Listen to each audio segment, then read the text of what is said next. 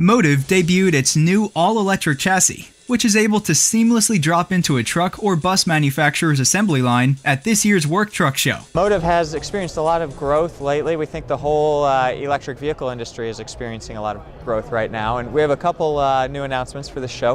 First, we're debuting our all-electric chassis. It's the Epic family of all-electric chassis. Behind me is the Epic 4 chassis.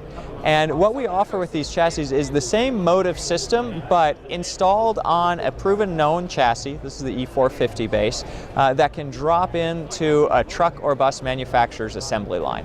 And the manufacturers that use this Motiv Epic 4 chassis have found that they can put it right on their assembly line, replacing the gasoline chassis that they used to use with really no changes or re-engineering to their product. And so it really makes it very easy for them to offer an electric version of their truck or bus to their fleet customers. And we are hearing across the board that there's a lot more interest and growing interest in electric options in many of the verticals in the medium-duty commercial vehicle space.